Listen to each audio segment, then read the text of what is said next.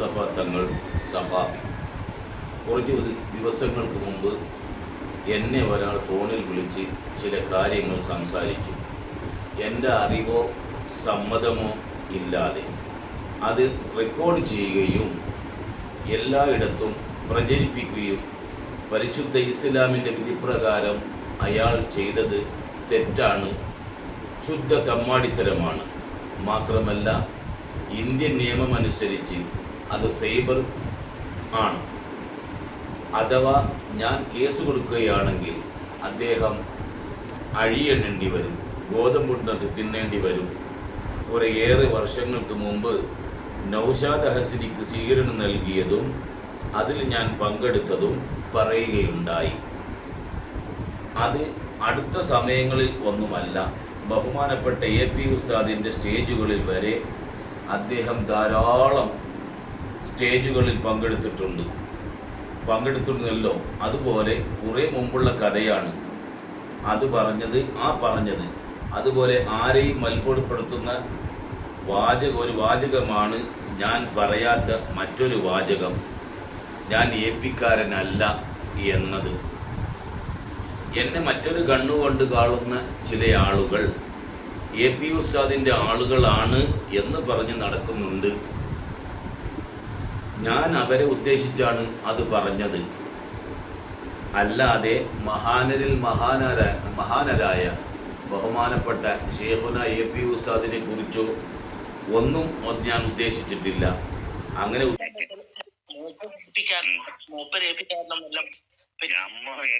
നമുക്ക് സപ്പോർട്ടൊന്നുമില്ല. ചെയ്യുന്ന ഗുരുമാനൊന്നും നമ്മളില്ല. നമ്മള് നേരെ പോ. അതെ, മൂപ്പര് മൂപ്പര് കുന്നത്തേരി ഷെയ്ഖിന്റെ മുരീദാണ്. പിന്നെ നമ്മക്ക് സ്വീകരണം നൽകിയ ആളാണെന്ന് പറഞ്ഞു. അല്ല, ഹാഫിദ് ഉസ്താദിന്റെ അടുത്ത് ഉസ്താദ് വന്നിനോ? വന്നിനല്ലേ? ശരിയാ, മാഷാ അല്ലാഹ്. പിന്നെ സ്വീകരണം എപ്പോഴായിരുന്നു? നൗഷാദ് ഹസൻ ഉസ്താദിന് സ്വീകരണം എപ്പോഴായിരുന്നു? എപ്പോഴാന്ന് എനിക്ക് ഓർമ്മയില്ല. ശരി. ആലുവയിൽ വെച്ചിട്ടായിരുന്നു അല്ലേ? ഓർമ്മക്കുറവ്. നിങ്ങൾ കാര്യമായിട്ട് ദുആ ചെയ്യും. ഇൻഷാ അല്ലാഹ്. ആലുവയിൽ വെച്ചിട്ടായിരുന്നു അല്ലേ? ആലുവയിൽ വെച്ചിട്ടേ സ്വീകരണം കൊടുത്ത ഉസ്താദിനോട് ഇന്ന സ്ഥലത്തുനിന്ന് എനിക്ക് ഓർമ്മയില്ല ഉസ്താദ്. ഞങ്ങൾ ആലുവയിലുള്ളപ്പോഴാണോ ആലുവയിൽ ഞങ്ങൾ പോയതാണോ എന്നും അറിയില്ല. ശരിയാ.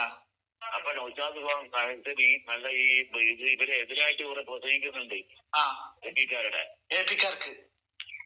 അതെ, അപ്പൊ നമ്മൾ അത് സപ്പോർട്ടുണ്ട്. എന്താ ചെയ്യാ? പിന്നെ കുറെ സ്വർണത്തിന്റെ മുതലിട്ടു, അങ്ങനെ ഇങ്ങനെ ഇട്ടെന്നെല്ലാം പറഞ്ഞു. അപ്പൊ സ്വർണത്തിന്റെ മുതലും റസൂലുള്ള ഒരു സഹാബിക്ക് കൊടുത്തു. അതിന്റെ കാര്യങ്ങളെല്ലാം വ്യക്തമായിട്ട് മുമ്പിൽ പറഞ്ഞ് എനിക്ക് ഓർമ്മയുണ്ട്. ഇൻഷാ അല്ലാഹ് നമുക്ക് സംസാരിക്കാം.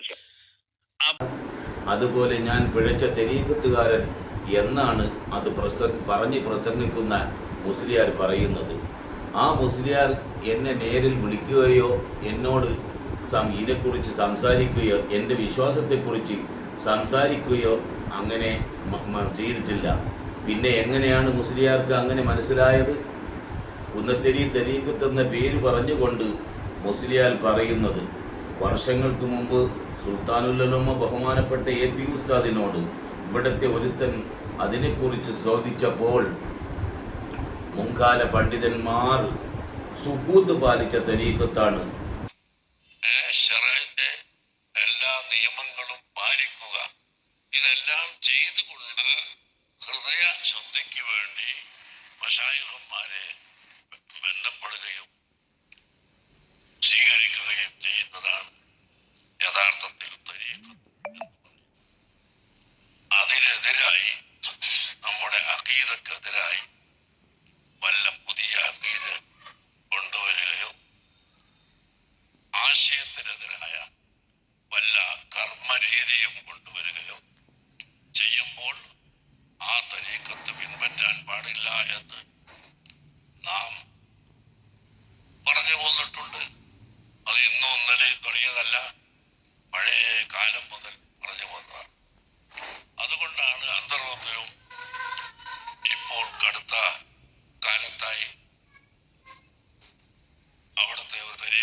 സംബന്ധിച്ച് ചോദിച്ചപ്പോൾ സമസ്ത കേരള ജമിയത്തുൽ ഉലമ പറഞ്ഞു, ആ തരീഖത്തിന്റെ ആശയത്തിൽ ചില കുഴപ്പങ്ങളുള്ളതായി അവരുടെ കൃതികളിൽ നിന്നും അവരുടെ ഗ്രന്ഥങ്ങളിൽ നിന്നും മറ്റും മനസ്സിലാക്കാൻ സാധിച്ചിട്ടുള്ളത് കൊണ്ട് എല്ലാവരും അതിനെ വിട്ടു നിൽക്കേണ്ടതാണ് എന്ന് സമസ്ത പറയാൻ കാരണം അതാണ്. അല്ലാതെ സമസ്തക്കൊരു പ്രത്യേക ഒരു കൂട്ടരോട് സ്നേഹവും വേറെ കൂട്ടരോട് വെറുപ്പും, രണ്ട് കക്ഷി ഇതിലൊരു കക്ഷി അങ്ങനെയല്ല.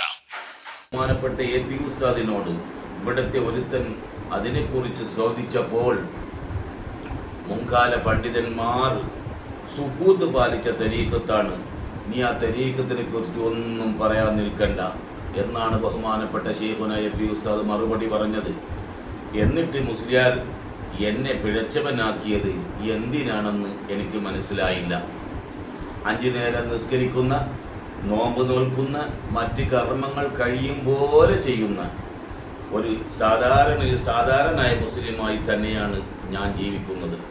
പിന്നെ മുസ്ലിയാർ അങ്ങനെ പറഞ്ഞത് എന്തുകൊണ്ട് എന്ന് എനിക്ക് മനസ്സിലാകുന്നില്ല, എനിക്ക് മനസ്സിലായിട്ടില്ല. മുസ്ലിയാർ തന്നെ വ്യക്തമാക്കട്ടെ, അല്ലെങ്കിൽ അള്ളാഹുവിൻ്റെ കോടതിയിൽ വച്ച് ആരൊക്കെ ഉണ്ട് എല്ലാവരും സുന്നത്ത് ജമാഅത്തിന്റെ ആശയം മുറുകെ പിടിക്കണം, അതിൽ ഉറച്ചു നിൽക്കണം, അല്ലാത്തത് വിട്ടു നിൽക്കണം എന്ന് പറഞ്ഞത് ആ നിനക്ക് വളരെ ലളിതമായ ഭാഷയിലാണ്. നിങ്ങൾ തമ്മിൽ അടിക്കണ്ട, ആരും അടികൂടി വെട്ടുകൂടി തമ്മിൽ കൊല്ലണ്ട, അത് വിട്ടു നിന്നേക്കണം.